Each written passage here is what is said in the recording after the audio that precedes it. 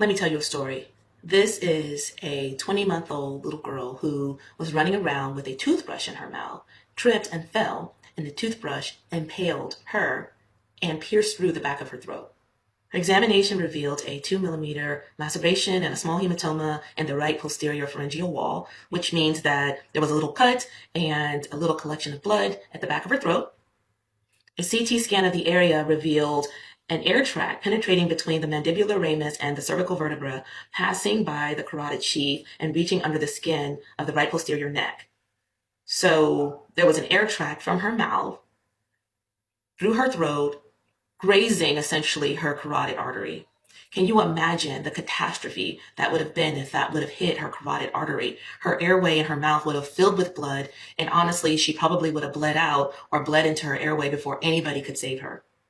This is another case. This is a 3-year-old girl who accidentally fell from a chair while playing with her brother. She'd been holding a pencil in her hand, and she was found lying on the ground with the pencil sticking out from just below her right ear. She removed the pencil immediately by herself, and subsequent oozing stopped spontaneously. Her mother reported that the pencil had been found fully intact upon removal.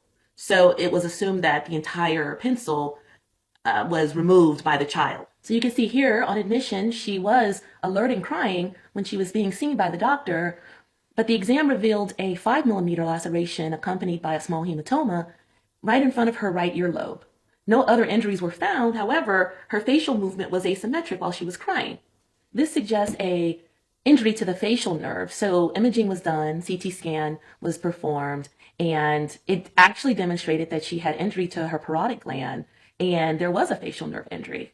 If you think about it, the area that's behind your throat, right, is going to be very vascular. There's going to be a lot of structures there that can get damaged if a stick, a toothbrush, a crayon, a pencil, a pen, or something impales and hits the blood supply. So I urge you to keep these things out of your baby's mouths, out of your children's mouth. If you see them with this in their mouth, be sure to take it from them and get them to understand that they should not do this and why they should not do this.